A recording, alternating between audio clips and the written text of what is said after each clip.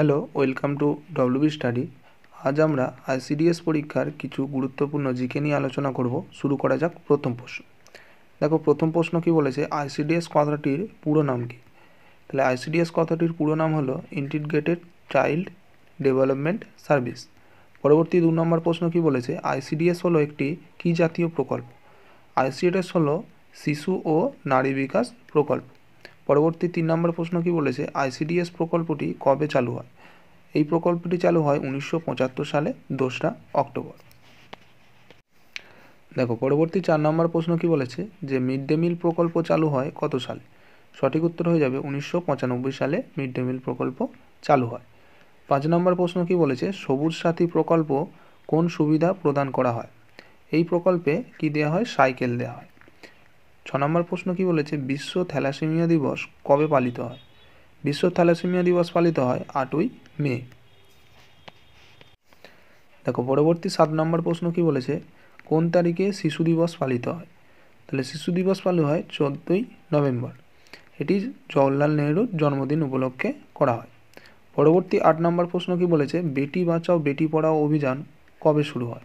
সঠিক উত্তর হয়ে যাবে 2015 সালে 22শে জানুয়ারি। পরবর্তী 9 নম্বর প্রশ্ন কি বলেছে, জেলা মহিলা সহায়তা সমিতির চেয়ারম্যানকে? জেলা মহিলা সহায়তা সমিতির চেয়ারম্যান হলো জেলা প্রমুখ। দেখো, পরবর্তী 10 নম্বর প্রশ্ন কি বলেছে, পুষ্টির উপাদান কয়টি? পুষ্টির উপাদান হলো 6টি। পরবর্তী 11 নম্বর প্রশ্ন কি বলেছে, প্রোটিন বিপাকের ফলে কি উৎপন্ন হয়? প্রোটিন বিপাকের ফলে উৎপন্ন হয় অ্যামাইনো অ্যাসিড। পরবর্তী 12 নম্বর প্রশ্ন কি বলেছে, আয়োডিনের অভাবে কি রোগ হয়? আয়োডিনের অভাবে সঠিক উত্তর হয়ে যাবে গলগণ্ড হয়। দেখো, পরবর্তী 13 নম্বর প্রশ্ন কি বলেছে, কোন ভিটামিনের অভাবে রিকেট রোগ হয়? তাহলে ভিটামিন ডি এর অভাবে রিকেট রোগ হয়। পরবর্তী 14 নম্বর প্রশ্ন কি বলেছে, ইউনিসেফ এর পূর্ণরূপ কী? এর পূর্ণরূপ হলো ইউনাইটেড নেশন চিলড্রেন্স ফান্ড। পরবর্তী 15 নম্বর প্রশ্ন কি বলেছে, ভিটামিন শব্দটি প্রথম কে ব্যবহার করেন? ভিটামিন শব্দটি প্রথম ব্যবহার করেন কাসিমির ফাঙ্ক। দেখো, পরবর্তী 16 নম্বর প্রশ্ন কি বলেছে, যে জন্ডিস রোগ কোন অঙ্গটি আক্রান্ত হয়? জন্ডিস রোগে যকৃৎ বা লিভার অঙ্গটি আক্রান্ত হয়। পরবর্তী 17 নম্বর প্রশ্ন কি বলেছে, টাইফয়েড কোন অঙ্গে ক্ষতি করে? টাইফয়েড অন্ত্রে ক্ষতি করে। পরবর্তী 18 নম্বর প্রশ্ন কি বলেছে, লালারসে কোন উৎসেচক থাকে? তাহলে লালারসে টায়ালিন এবং লাইসোজোম উৎসেচক থাকে। দেখো, পরবর্তী 19 নম্বর প্রশ্ন কি বলেছে, যে সৌরজগতের সবথেকে বড় গ্রহের নাম কি? সৌরজগতের সবথেকে বড় গ্রহের নাম হলো বৃহস্পতি। সবথেকে ছোট গ্রহের নাম হলো বুধ। পরবর্তী 20 নম্বর প্রশ্ন কি বলেছে, ভারতের কোন রাজ্যে সবচেয়ে বেশি কফি উৎপাদন হয়? ভারতের কর্ণাটক রাজ্যে সবথেকে বেশি কফি উৎপাদন হয়। 21 নম্বর প্রশ্ন কি বলেছে, দুয়ারে সরকার প্রকল্প কবে চালু হয়? দুয়ারে সরকার প্রকল্প চালু হয় 2020 সালে। দেখো, পরবর্তী 22 নম্বর প্রশ্ন কি বলেছে, কোন ভারতীয় মহিলা প্রথম এভারেস্ট জয় করেন? প্রথম এভারেস্ট জয় করেন ব্রাচেন্দি পাল। পরবর্তী 23 নম্বর প্রশ্ন কি বলেছে, ভারতের প্রথম মহিলা আইএএস অফিসার কে ছিলেন? ভারতের প্রথম মহিলা আইএএস অফিসার হলেন আন্না রাজন। পরবর্তী 28 নম্বর প্রশ্ন কি বলেছে, যে এশিয়ান গেমসে 24 নম্বর প্রশ্ন কি বলেছে, এশিয়ান গেমসে প্রথম স্বর্ণপদক জয়ী মহিলা কে? এশিয়ান গেমসে প্রথম স্বর্ণপদক জয়ী মহিলা হলেন কমলজিৎ সান্ধু। দেখো, পরবর্তী 25 নম্বর প্রশ্ন কি বলেছে, ইডেন গার্ডেন কত সালে প্রতিষ্ঠিত হয়? ইডেন গার্ডেন প্রতিষ্ঠিত হয় 1864 সালে। পরবর্তী 26 নম্বর প্রশ্ন কি বলেছে, রবীন্দ্রনাথ ঠাকুর কবে জন্মগ্রহণ করেন? রবীন্দ্রনাথ ঠাকুর 7ই মে 1961 সালে জন্মগ্রহণ করেন। পরবর্তী 27 নম্বর প্রশ্ন কি বলেছে, জাতিসংঘ কত সালে শিশুদের জন্য কর্মসূচি গ্রহণ করেছিল? তাহলে জাতিসংঘ 1989 সালে শিশুদের জন্য কর্মসূচি গ্রহণ করেছে। দেখো, পরবর্তী 28 নম্বর প্রশ্ন কি বলেছে, ওম্যানস হেল্পলাইন নাম্বার কবে চালু হয়? ওম্যানস হেল্পলাইন নাম্বার চালু হয় 2018 সালে 3রা ডিসেম্বর। পরবর্তী 29 নম্বর প্রশ্ন কি বলেছে, এনপিএজি এর পুরো নাম কি? এনপিএজি এর পুরো নাম হলো nutrition programme for adolescent girl. পরবর্তী 30 নম্বর প্রশ্ন কি বলেছে, এটিএম এর পুরো নাম কি? এটিএম এর পুরো নাম হলো অটোমেটেড টেলর মেশিন। দেখো পরবর্তী 31 নম্বর প্রশ্ন কি বলেছে, পশ্চিমবঙ্গ ভারতের কোন দিকে অবস্থিত? পশ্চিমবঙ্গ ভারতের পূর্ব দিকে অবস্থিত। পরবর্তীতে 32 নম্বর প্রশ্ন কি বলেছে, পশ্চিমবঙ্গের রাজধানীর নাম কি? পশ্চিমবঙ্গের রাজধানীর নাম হলো কলকাতা। পরবর্তী 33 নম্বর প্রশ্ন কি বলেছে, পশ্চিমবঙ্গ রাজ্য পশুর নাম কি? পশ্চিমবঙ্গের রাজ্য পশুর নাম হলো মেছো বিড়াল। দেখো পরবর্তী 34 নম্বর প্রশ্ন কি বলেছে, পশ্চিমবঙ্গের রাজ্য পাখির নাম কি? পশ্চিমবঙ্গের রাজ্য পাখির নাম হলো শ্বেতকণ্ঠ মাছরাঙা। পরবর্তী 35 নম্বর প্রশ্ন কি বলেছে, পশ্চিমবঙ্গের রাজ্য ফুলের নাম কি? পশ্চিমবঙ্গের রাজ্য ফুলের নাম হলো শিউলি।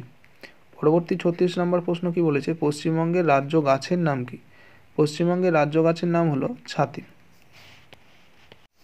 দেখো পরবর্তী 37 নম্বর প্রশ্ন কি বলেছে, পশ্চিমবঙ্গের রাজ্য নৃত্যের নাম কি? পশ্চিমবঙ্গের রাজ্য নৃত্যের নাম হলো গৌড়ীয় নৃত্য। পরবর্তী 38 নম্বর প্রশ্ন কি বলেছে, পশ্চিমবঙ্গে মোট জেলার সংখ্যা কয়টি? পশ্চিমবঙ্গে মোট জেলার সংখ্যা হলো 23টি।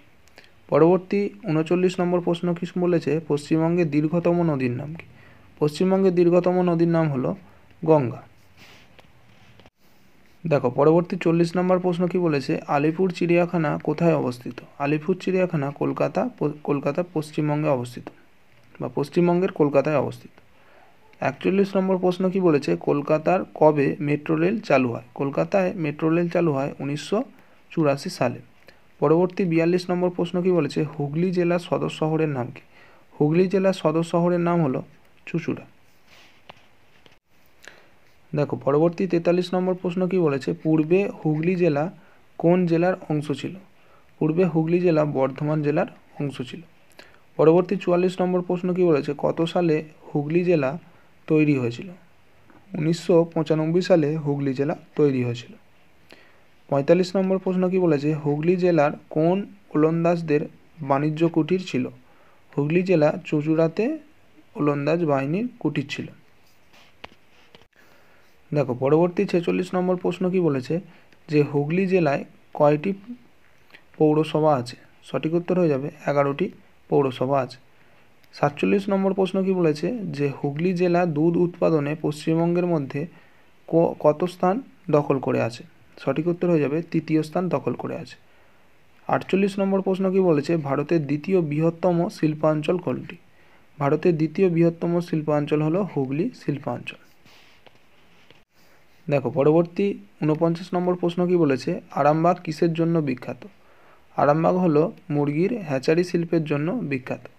পরবর্তী 50 নম্বর প্রশ্ন কি বলেছে, অযোধ্যার রাম মন্দির কোন রাজ্যে অবস্থিত? অযোধ্যার রাম মন্দির উত্তরপ্রদেশে অবস্থিত। পরবর্তী 51 নম্বর প্রশ্ন কি বলেছে, অযোধ্যা কোন নদীর তীরে অবস্থিত? অযোধ্যা হলো সরয়ূ নদীর তীরে অবস্থিত। দেখো পরবর্তী 52 নম্বর প্রশ্ন কি বলেছে, যে অযোধ্যার রাম মন্দিরের দৈর্ঘ্য কত? সঠিক উত্তর হয়ে যাবে 380 ফুট। পরবর্তী 53 নম্বর প্রশ্ন কি বলেছে, কলকাতা জেলা কবে প্রতিষ্ঠিত হয়?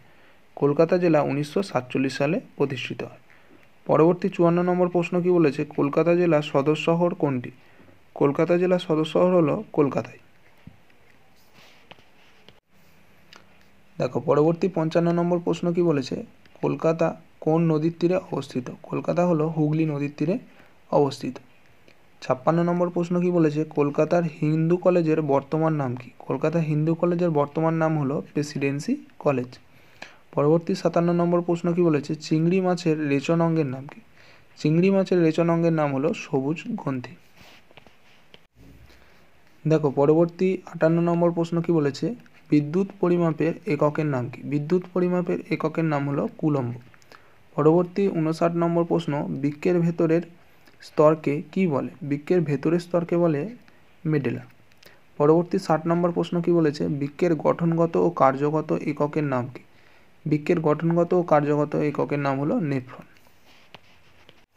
দেখো পরবর্তী 61 নম্বর প্রশ্ন কি বলেছে, দুধের ঘনত্ব পরিমাপের যন্ত্রের নাম কি? পরিমাপের যন্ত্রের নাম হলো ল্যাক্টোমিটার। পরবর্তী 62 নম্বর প্রশ্ন কি বলেছে, বৃষ্টিপাত পরিমাপক যন্ত্রের নাম কি? বৃষ্টিপাত পরিমাপক যন্ত্রের নাম হলো রেনগজ। পরবর্তী 63 নম্বর প্রশ্ন কি বলেছে, তাপমাত্রা পরিমাপের যন্ত্রের নাম কি? তাপমাত্রা পরিমাপের যন্ত্রের নাম হলো থার্মোমিটার। দেখো পরবর্তী 64 নম্বর প্রশ্ন কি বলেছে, মৌমাছি পালনকে কি বলা হয়? মৌমাছি পালনকে বলা হয় এপিকালচার। পরবর্তী 65 নম্বর প্রশ্ন কি বলেছে, পিসিকালচার কিসের সাথে সম্পর্কিত? পিসিকালচার মৎস্য চাষ সংক্রান্ত বিদ্যার সাথে সম্পর্কিত। পরবর্তী 66 নম্বর প্রশ্ন কি বলেছে, শৈবাল সংক্রান্ত বিদ্যাকে কি বলে? শৈবাল সংক্রান্ত বিদ্যাকে বলে ফাইকোলজি। দেখো পরবর্তী 67 নম্বর প্রশ্ন কি বলেছে, টমেটোতে কোন অ্যাসিড থাকে? টমেটোতে অক্সালিক অ্যাসিড থাকে। পরবর্তী 68 নম্বর প্রশ্ন কি বলেছে, কমলা লেবুতে কোন অ্যাসিড থাকে?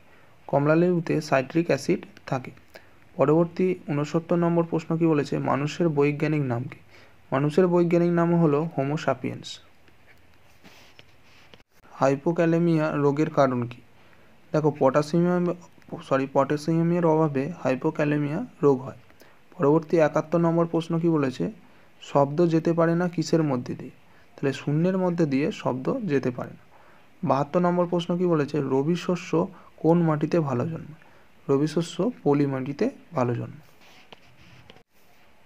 দেখো পরবর্তী 73 নম্বর প্রশ্ন এবং এই ক্লাসের শেষ প্রশ্ন কি বলেছে, কোষ কথাটির স্রষ্টাকে, অর্থাৎ কোষকে আবিষ্কার করেন? সঠিক উত্তর হয়ে যাবে রবার্ট হুক।